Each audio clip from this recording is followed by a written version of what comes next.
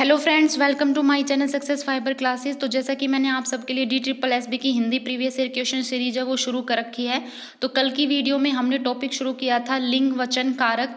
तो इसके जितने भी प्रीवियस ईयर क्वेश्चन आए हैं तो वो मैंने आपको कल की वीडियो में कराए थे। बाकी कुछ क्वेश्चन रह गए थे जो हम इस वीडियो के अंदर करेंगे। तो 25 तक मैंने कल करा दिए थे, 26 क्वेश्चन से आज हम शुरू करेंगे। इससे पहले मैंने बहुत सी वीडियो है हिंदी की टॉपिक की, सारी वीडियो मैंने डाल रखी है मेरे चैनल पर। आप विजिट करके मेरे चैनल पर उन वीडियो को वहाँ पर देख सकते हैं। काफ़ी बेनिफिशियल है, मैंने हर एक टॉपिक को पढ़ा रखा है। और फिर जितने भी DSSB के अंदर प्रीवियस ईयर क्वेश्चन आए हुए हैं उन सबको मैंने अच्छे से एक्सप्लेन किया हुआ है। साथ में उनकी सारी PDF मैंने मेरे टेलीग्राम चैनल पर डाल रखी है। मेरे टेलीग्राम चैनल का लिंक जो है वो वीडियो के डिस्क्रिप्शन में गिवन है। आप मेरे टेलीग्राम पर जाकर इनकी PDF वहाँ से डाउनलोड कर सकते हैं और खुद से भी आप प्रैक्टिस कर सकते हैं। तो चलिए शुरू करते हैं अपनी वीडियो को। शुरू करने से पहले ये वीडियो आपकी DSSB के साथ साथ जो कैंडिडेट HSSC ग्रुप D की तैयारी कर रहे हैं, चाहे CET मेंस की तैयारी कर रहे हो, चाहे आप CTET की तैयारी कर रहे हो, सभी के लिए काफ़ी बेनिफिशियल है। तो चलिए शुरू करते हैं।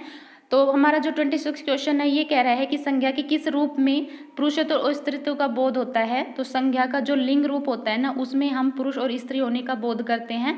तो 26 का C आंसर राइट होगा। उसके बाद फिर 27 क्वेश्चन है, ये कह रहा है कि कौन सा शब्द पुल्लिंग है। तो रोशनी, जीवन, चादर, कलम। तो कल की वीडियो में मैंने पुल्लिंग और स्त्रीलिंग शब्द की पहचान कैसे करते हैं ये बता रखा है। आप मेरी वीडियो देखिए, वहाँ से आपको पता चल जाएगा। तो इसके अंदर जो जीवन शब्द है ये हमारा पुल्लिंग शब्द है, यानी 27 का B आंसर राइट होगा। उसके बाद फिर नेक्स्ट क्वेश्चन कह रहा है कि विधवा शब्द का लिंग रूप आपको बताना है। तो आपको पता है विधवा किसका लिंग रूप होता है, ये विदुर का लिंग रूप होता है। तो 28 का B आंसर राइट होगा। उसके बाद फिर कह रहा है गाय शब्द का पुल्लिंग रूप बताना है। तो गाय कैसा शब्द है, गाय स्त्रीलिंग शब्द है, ठीक है। इसका पुल्लिंग रूप होता है बैल। 29 का B आंसर हमारा राइट होगा। उसके बाद फिर नेक्स्ट क्वेश्चन है, ये कह रहा है 30 शिष्य शब्द का आपको स्त्रीलिंग रूप बताना है। तो जिस तरह से छात्र का स्त्रीलिंग रूप छात्रा होता है उसी तरह से शिष्य का स्त्रीलिंग रूप शिष्या होता है, यानी 30 का A आंसर राइट होगा। उसके बाद फिर नेक्स्ट क्वेश्चन है, ये कह रहा है कि दिए गए शब्द में आपको वचन बताना है। चाय, चाय शब्द में वचन बताना है। तो चाय हमारा एक वचन शब्द है। तो 31 का B आंसर राइट होगा। उसके बाद फिर अगला क्वेश्चन है, ये कह रहा है कि कौन सा शब्द ऐसा है जो हमेशा बहुवचन में प्रयोग होता है। दूध, माल, सामान और दर्शन।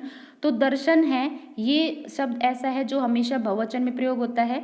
एग्जाम्पल के लिए जैसे मैं एक वाक्य बताऊँ तो जैसे हम हमेशा ऐसे बोलते हैं कि आज मैंने बहुत अच्छे दर्शन किए, ठीक है। तो हम ऐसे बोलते हैं, तो हमारा जो दर्शन इसका आंसर होने वाला है। तो 32 का D आंसर राइट होगा। उसके बाद फिर हमारा 33 क्वेश्चन है, ये कह रहा है कि बहुवचन रूप का आपको सबसे अच्छा विकल्प बताना है। बुराई, गली, सोना और अक्षत। अक्षत का मतलब होता है चावल, चावल को हम क्या बोलते हैं, अक्षत। तो चावल है ये हमेशा बहुवचन शब्द में प्रयोग होता है। तो 33 का C आंसर राइट होगा। उसके बाद फिर हमारा अगला क्वेश्चन है, ऋतु शब्द है इसका बहुवचन बताना है। तो ऋतु का बहुवचन होता है ऋतुवे। तो D आंसर हमारा इसका राइट होगा। उसके बाद है हमारा 35 क्वेश्चन, ये कह रहा है हड्डी एक शब्द है, इसका आपको वचन बताना है। तो हड्डी जो है हमारा ये एक वचन शब्द होता है, इसका बहुवचन होता है हड्डियाँ। तो हड्डी कैसा शब्द है, एक वचन। तो 35 का A आंसर राइट होगा। उसके बाद है 36, ये कह रहा है कि एक वचन शब्द का आपको चयन करना है। हर एक, ओट, होश, दाम। तो हर एक शब्द एक ऐसा है जो एक वचन है, बाकी सारे जितने भी शब्द है ये हमारे बहुवचन शब्द हैं। तो 36 का A आंसर राइट होगा।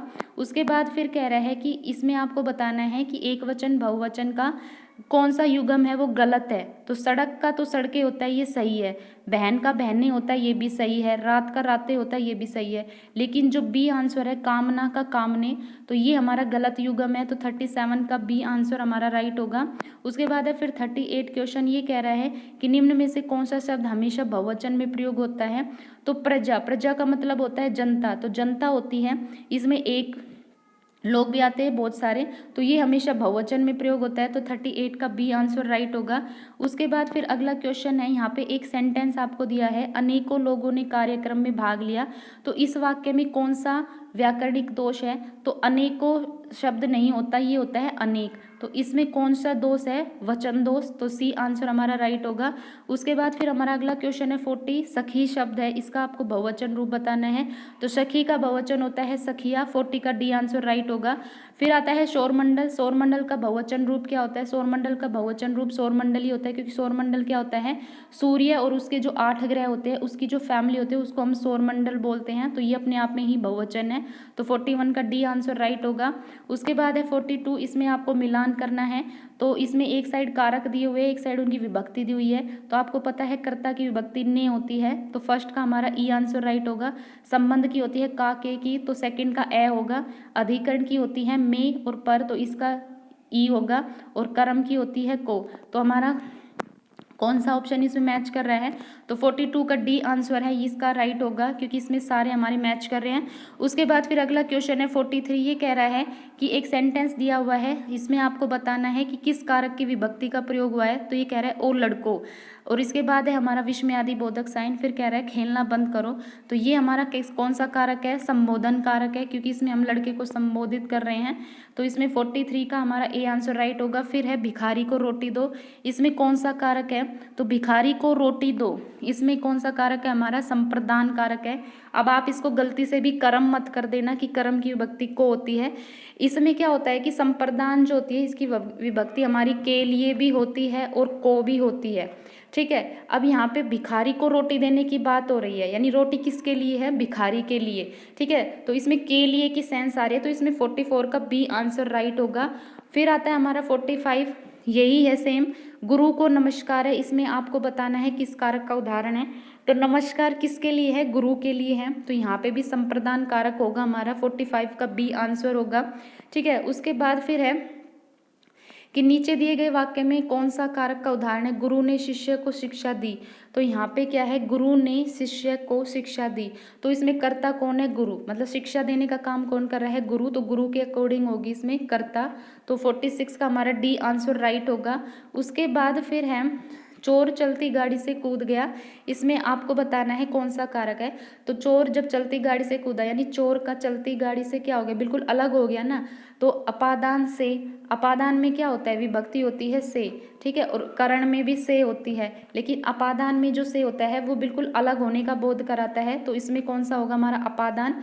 ठीक है, तो 47 का ए आंसर राइट होगा। उसके बाद है कि किस कारक में इसमें में का प्रयोग हुआ है? तो अधिकरण की विभक्ति होती है में और पर। तो यहाँ पे 48 का बी आंसर राइट होगा। फिर हमारा 49 क्वेश्चन ये कह रहा है कि वाक्य में शब्द का संबंध है वो हमेशा किससे होता है?